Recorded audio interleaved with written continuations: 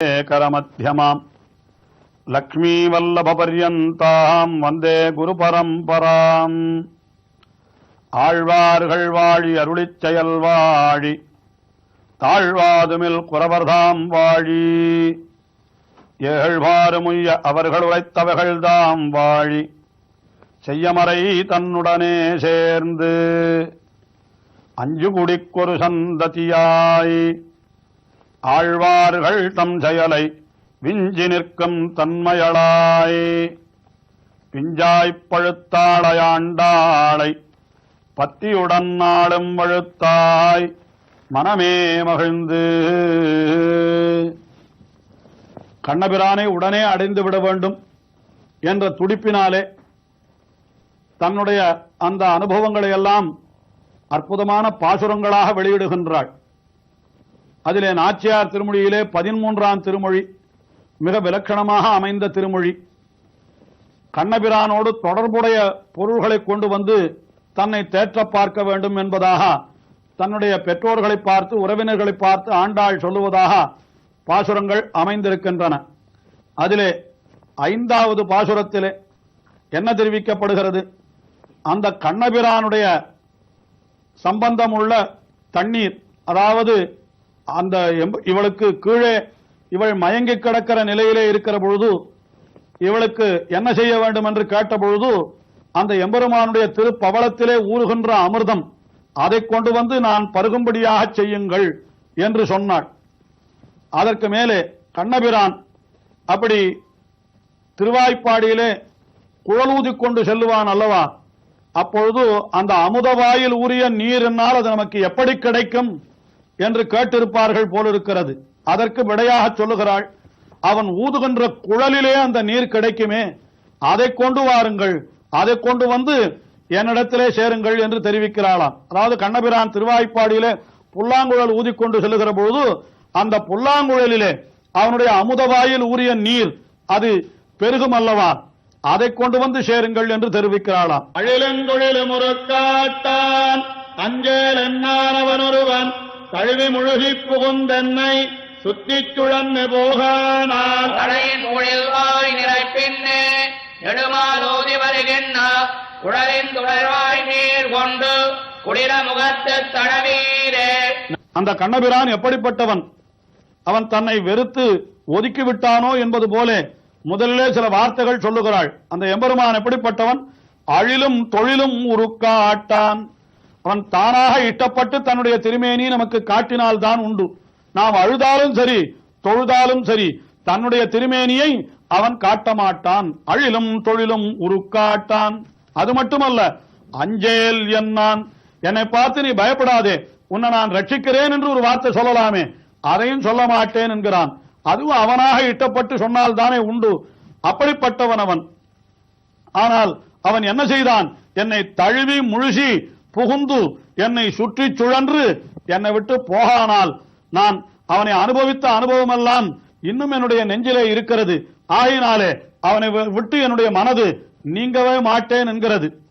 அப்படி இருக்கிற பொழுது நான் தரிப்பதற்கு என்ன வழி என்று யோசனை செய்து பார்த்தால் உடனே சொல்லுகிறாள், அவன் திருவாய்ப்பாடியிலே அப்படி அழகாக செல்லுகிற பொழுது எப்படி செல்லுவான் என்னால் தழையின் பொழில்வாய் நிறைப்பின்னே என்று. தழையின் பொழில்வாய் என்பதற்கு இப்படியும் பொருள் சொல்லலாம். நல்ல தழைகளெல்லாம் இருக்கக்கூடிய சோலைகள் வழியாக பொழில்கள் வழியாக நிறைப்பின்னே என்னால் ஆனிரைகளின் பின்னாலே செல்லுவான் கண்ணபிரான் என்று அப்படி ஒரு பொருள் கொள்ளலாம். அதுவும் தவிர தழையின் தழை என்னால் மயில் பீலி தழை என்று சொல்லப்பட்டிருக்கிறபடியினாலே தழைகளும் தொங்கலும் ததும்பி எங்கும் என்று சொல்லு பெரியாழ்வாரும் அனுபவித்தார் அல்லவா. ஆகையினாலே அந்த தழை என்னால் மயில் பீலிகளை அப்படி குடை போலே தன்னுடைய தலையிலே அணிந்து கொண்டிருக்கிறாராம் கண்ணன். அப்படிப்பட்ட கண்ணன் எப்படி செல்லுவான் என்னால் நிறை பின்னே என்னால், நிறை என்னால் ஆனிரை பசு கூட்டங்கள் அதன் பின்னாலே செல்லுகிறான். மாடு மேய்க்கின்ற காலத்திலே அதுகளை முன்னாலே விட்டு தான் பின்னாலே செல்லுகிறானாம்.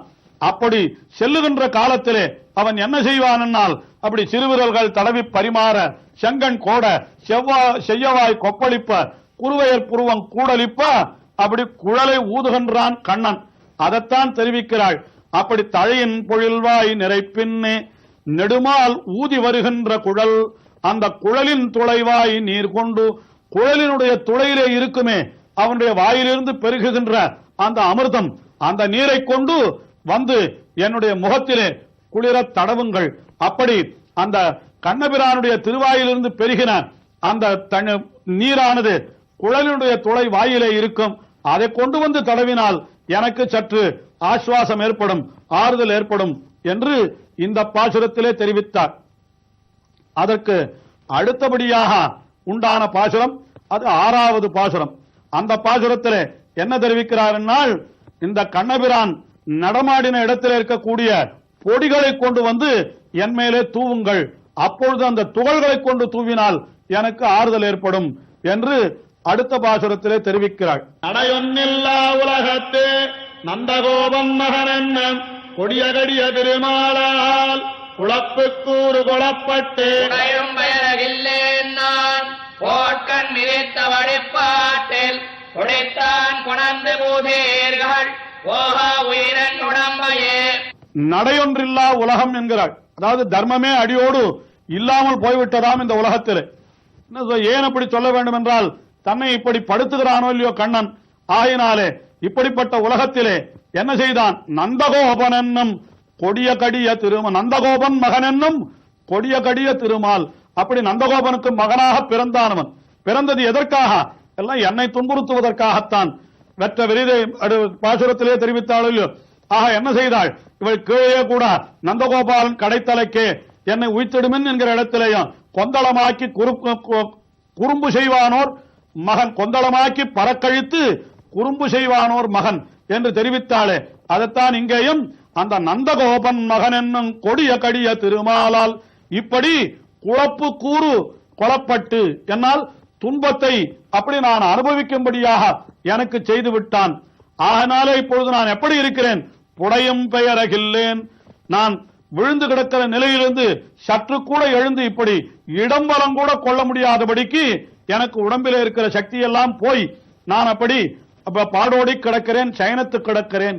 அப்படிப்பட்ட அந்த நிலையிலே நீங்கள் என்ன செய்ய வேண்டும், அந்த போட்கன் என்றால், போட்கன் என்றால் பொய்யே சொல்லுபவன், அதாவது நான் உனக்கு அனுகிரகம் செய்கிறேன் என்று சொல்லிவிட்டு செய்யாமல் இருக்கிறவன். அப்படிப்பட்ட அந்த எம்பெருமான் மிதித்த அடிப்பாடு என்கிறார். அவன் நடந்து செல்லுகிற காலத்திலே அப்படி காலாலே மிதித்திருப்பானே, அங்கே இருக்கக்கூடிய அந்த துகள்கள், அந்த பொடிகளை கொண்டு வந்து என்னுடைய உடம்பிலே பூசுங்கள். இது இந்த உடம்பு எப்படி இருக்கிறதுன்னு கேட்டா, போகா உயிர் என் உடம்பு, இன்னும் உடம்பு மட்டும்தான் இருக்கிறது, உள்ளே உயிர் ஊசலாடி கொண்டிருக்கிறது. ஆனால் இன்னும் அது போக மாட்டேன் என்கிறது. ஒரு வழியாக போய்விட்டால் துன்பத்தில் இருந்தாவது விடுதலை கிடைத்துவிடும். ஆனால் போகா உயிர் உடம்பு, இந்த உடம்பிலே உயிர் ஒட்டி கொண்டு கிடக்கிறதே, அப்படிப்பட்ட உடம்பிலே கொண்டு வந்து அந்த பொடித்தான் கொணர்ந்து பூசீர்கள் என்று அந்த கண்ணபிரான் நடந்த அடிச்சுவட்டிலே இருக்கக்கூடிய பொடியை கொண்டு வந்து பூசுங்கள் என்று இந்த பாட்டிலே தெரிவித்தார். அடுத்தபடியாக இருக்கிற பாட்டிலே 7வது பாட்டிலே என்ன தெரிவிக்கிறாள் என்னால், அந்த வெத்த வெறிதே பெத்த தாய் அவனை அவனோடு கொண்டு போய் என்னை கட்டிவிடுங்கள், ஒன்றாக சேர்த்து கட்டிவிடுங்கள் என்று இந்த 2வது, அதாவது இந்த 7வது பாசுரத்திலே தெரிவிக்கிறாள். வெற்றி கருள கொடியாந்தன் மீமீதாடா உலகத்து வெத்த வெறிதே பெத்ததாய் வேம்பேயாக வளர்த்தாளே. உத்தமத்த முலை தன்னை குமரன் கோல பனைத்தோடோடு அத்த உத்தமவை நீரா அணையவமுக்கு கட்டீரே. இந்த உலகம் எப்படிப்பட்டது என்றால், வெற்றி கருள கொடியாந்தன் மீமீது ஆடா உலகம். அதாவது சொல்லக்கூடிய கருத்து என்ன என்றால், எல்லாம் எம்பெருமானுடைய கட்டளைக்கு கீழ்ப்பட்டு கிடக்கிறது. வெற்றி கருள கொடியான் என்று அந்த கண்ணபிரானை தெரிவிக்கிறாள். அதாவது பகவான் எப்படிப்பட்டவன், வெற்றியே உடையவனான கருடனே தனக்கு கொடியாக உடையவன். அந்த கொடிய உடையவன் அவனுக்கு மீது ஆடாது உலகம் என்றால், அவனுக்கு மேம்பட்டு இந்த உலகம் ஆடாது என்றால், அந்த அவனுக்கு கீழ்ப்பட்டுத்தான் இந்த உலகம் இருக்கும். இதனால என்ன தெரிவிக்கப்படுகிறது, இந்த உலகத்தினுடைய நிர்வாகம் அனைத்தும் அந்த பகவானுடைய கீழே இருக்கிறது. அவனை மீறி இந்த உலகம் எதுவுமே செய்ய முடியாது. அப்படிப்பட்ட இந்த உலகத்திலே என்ன ஆயிருக்கிறது, வெற்ற வெறிதே பெற்றதாய். இந்த கண்ணபிரானை அந்த தாயான யசோதை பெத்தாளாம். பெத்தவள் எப்படி வளர்த்தாள் என்னால், வேம்பேயாக வளர்த்தாளே. அதாவது மிகவும் கசப்பை தரக்கூடிய ஒரு வேப்பஞ்செடியை வளர்ப்பது போல இவள் வளர்த்து விட்டாள். கீழே நந்தகோபரை சொன்னாள். ஆனால் இங்கே யசோதையை சொல்லுகிறாளாம். நந்தகோபர் என்னதான் இருந்தாலும் அவர் ஊருக்கு தலைவராகினாலே அவருக்கு பல பல வேலைகள் அலுவல்கள் இருக்கும். அவராலே கண்ணபிரானை நியமித்து வளர்க்க முடியாது. ஆனால் இந்த தாயானவள் என்ன செய்திருக்க வேண்டும்? இவரை நியமித்து வளர்த்திருக்க வேண்டும். ஆனால் அவள் என்ன செய்து விட்டாள்? அஞ்ச உறப்பாள் யசோதை ஆனாட விட்டுட்டு இருக்கும் என்று இவளே சொன்னது போல அந்த கண்ணபிரான் மேலே மேலே தீம்பு செய்யும்படியாக அவனுக்கு செல்வத்தை கொடுத்து அவனிடத்திலே மிகவும் பரிவோடு இருந்து விட்டாளாம். ஆகையினாலே அந்த யசோதையை கூறுகளா இந்த பாசுரத்திலே இவனை வேம்பேயாக வளர்த்தாள். ஆக இப்படி அந்த வெற்ற வெறிதே பெற்றதாய், வெற்ற வெறிதே என்னால் ஒரு பயனும் இல்லாமல் என் அர்த்தம். வெறிதே என்னால் பயன் இல்லாமல், வெற்ற வெறிதே என்னால் சிறிதும் பயன் இல்லாமல் இப்படி அவனை பெற்றுவிட்டாலே. அப்படிப்பட்ட அவன் இப்படியெல்லாம் வளர்ந்திருக்கிறான். இப்பொழுது என்ன செய்ய வேண்டும்? என்னை குற்றமற்ற முலகன்னை என்கிறார். தன்னுடைய மார்பை என்ன செய்ய வேண்டுமாம்? அந்த அற்ற குற்றம் அந்த எம்பெருமானுக்கே அற்று தீர்ந்ததுதான் என்னுடைய உடல் செய்த குற்றம். இந்த குற்றம் தீர வேண்டுமானால் நீங்கள் என்ன செய்ய வேண்டும்? அந்த எம்பெருமானுக்கே அற்று தீர்ந்த குற்றம் தீர என்ன செய்யுங்கள்? என்னை கொண்டு போய் அவனோடு அணைய அமுக்கி கட்டீரே என்று அவனோடு அணைத்து நீங்கள் நன்றாக இறுகி கட்டி வைத்து விடுங்கள். அப்பொழுதுதான் என்னுடைய துன்பமானது தீரும் என்று தான் கண்ணனுக்கே அற்று தீர்ந்தவள் என்னும் தன்னுடைய பக்தியானது கண்ணனுக்கே உரியது என்றும் தெரிவிக்கும் விதமாக இந்த இடத்திலே அந்த அவனுக்கே அற்று தீர்ந்த என்னுடைய ஸ்தனங்கள் இதை அவனுடைய மார்பிலே சேர்த்து வைத்து கட்டிவிடுங்கள் என்று இந்த பாசுரத்திலே தெரிவிக்கிறாள். இதே அனுபவம் இன்னமும் தொடர்கிறது. தொடர்ந்து அனுபவிப்போம். நாடு நகரம்